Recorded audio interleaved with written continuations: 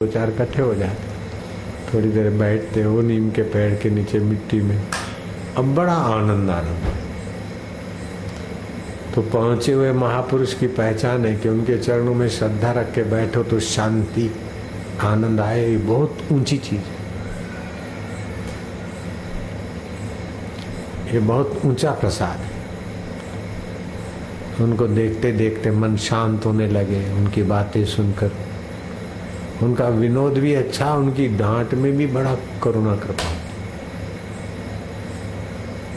हवा तो बिल्कुल गंदा दिखता था, ठीकरे में खाना, सिगरेट पीना, स्त्री होकर साधु होकर, लेकिन जिसका मन उस ब्रह्म में लग गया उसके लिए कोई बाह्य लोकाचार का नियम लागू नहीं पड़ता,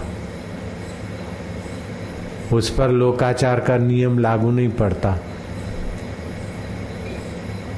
तो अलग अलग ढंग के जहां जहां पहुंचे हुए पुरुष मिले, उनका स्वभाव, उनका आचरण ऐसे हिमालय में एक ऐसे जीवन मुक्त पुरुष मिले। कोई अंदर जाने ही नहीं देता, उधर कोई जाता ही नहीं था, कोई जाए तो सुना दे। गंगोत्री के आगे चीड़वासा के और गंगोत्री के बीच नरहरि स्वामी उनका नाम था। उनको एक साधु संतों के दर्शन बताओ, बोले एक संत हैं बड़े ऊंचे, लेकिन जाओगे तो डांटेगा, भगा देंगे।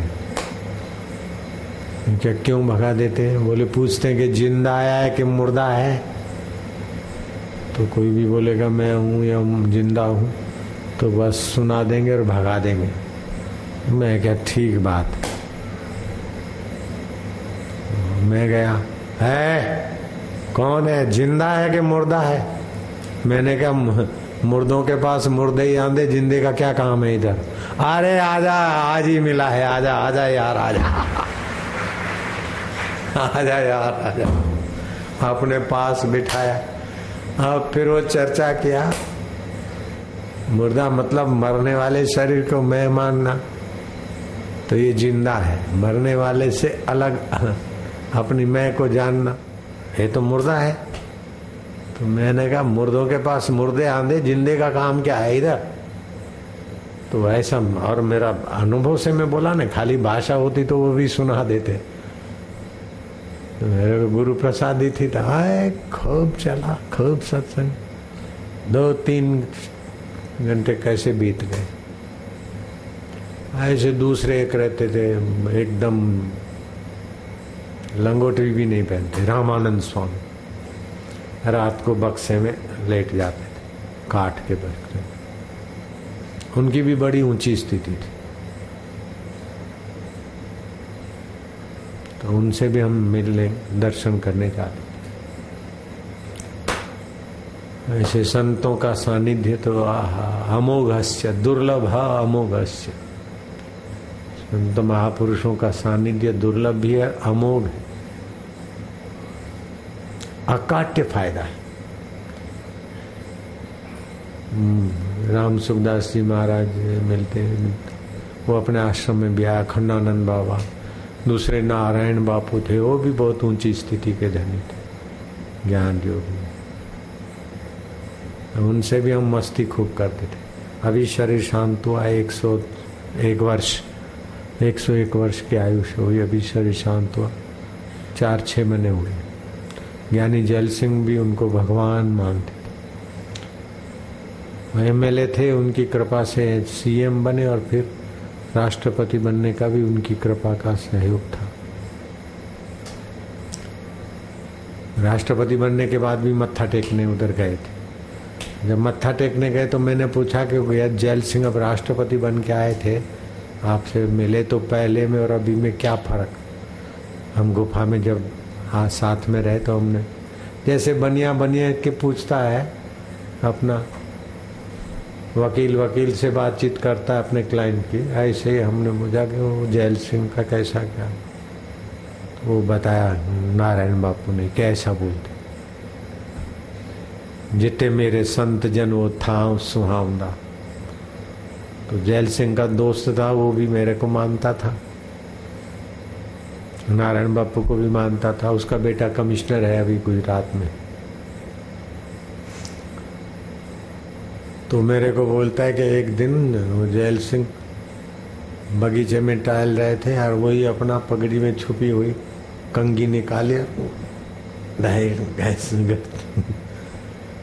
घूमते भी जा रहे हैं और अपने बालों को। तो मैं क्या तुसी की कर दे वो सिक्योरिटी आ रहे सारे ऑफिसर बंदे वेख दे सी। अरे वही ये तो और संतों की कृपा है, मैं तो वही जेलू हूँ। जेलू जेलू बोलते थे घर में, मैं तो वही जेलू हूँ। ये संतों की कृपा है कि राष्ट्रपति आग दे लोग, मैं तो वही जेलू हूँ। क्या संतों का संग कितना आदमी को सज्जन बनाए रखता है। यहाँ सरदार जैल सिंह थे राष्ट्रपति, और अमेरिका में उस समय राष्ट्रपति रेगन थे। हम गए थे उस समय अमेरिका, रेगन थे। रेगन ने जब राष्ट्रपति व्हाइट हाउस छोड़ा तो जैसे लड़की मायके से ससुराल जाती है पहली बार तो कैसे रोती हुई जाती, ऐसे रेगन राष्ट्रपति भवन खाली करते समय रोते रोते गया। और जैल सिंह ने राष्ट्रपति भवन खाली किया तो स्वाभाविक, जैसा अमृत तैसी बीस खाटी, जो मिला है छोड़ने के लिए मिला है, इसमें रोने की क्या जरूरत है।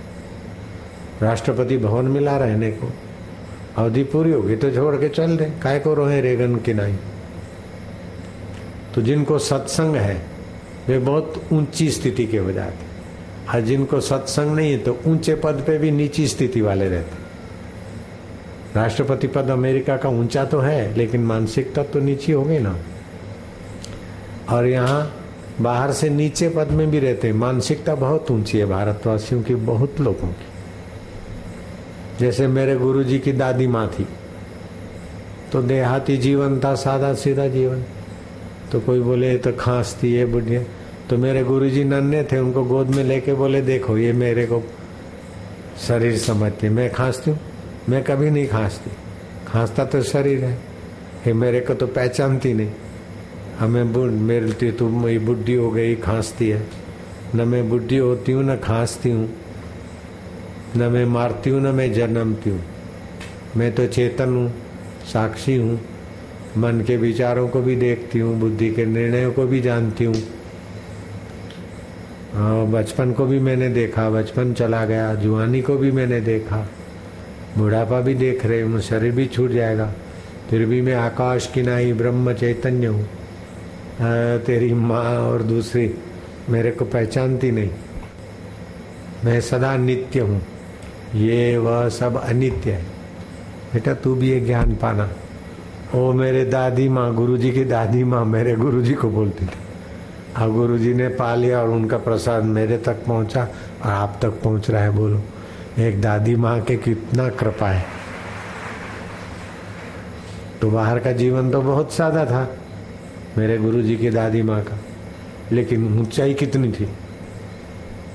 और कई लोगों का बाहर का जीवन बड़ा ऊंचा, और जरा सा नौकर ने शक्कर कम डाली तो आग बबूले हो गए, जरा दूध ज्यादा आ गया तो आग बबूले। एक बड़ा सेठ था, बड़ा ठाठ माठ से रहने वाला, चलो धर्मात्मा बन जाए, महात्मा को ले गए भोजन के लिए। और भोजन परोसते परोसते सेठ ने खाया तो जरा सब्जी में नमक ज्यादा, कड़ी खटास वाली। सेठ ने पछाड़ी थाली, हर गाली गलौज निकाल के आग बबूले हो गए। महात्मा भी उठ खड़े हुए, भाई तुम इतने दुखी तो मैं भोजन कैसे करूँगा। महात्मा चल दिए। सेठ ने कहा नहीं मैं आता हूँ। ये थोड़ी देर के बाद जरा गुस्सा कम हुआ, महात्मा के आश्रम में गया, बाबा आज का भोजन तो आप नहीं कर पाए, कल मेरे घर जरूर आना। महात्मा को उन्होंने रिझा लिया और रसोई ने बड़ा इत्मीनान से खबरदारी से भोजन बनाया। महाराज कड़ी खट्टी नहीं, सब्जी में नमक ज़्यादा नहीं, रोटी में बराबर घी, और भी जो वैरायटियाँ थी बराबर। एक चखा, दूसरा चखा, तीसरा चखा। है रामू इधर आ महाराज, इधर आ। अरे आज कैसे तेरी अक्ल खुल गई? कल इतनी खट्टी कढ़ी बनाई थी और आज बढ़िया। कल सब्जी में इसमें नमक ज्यादा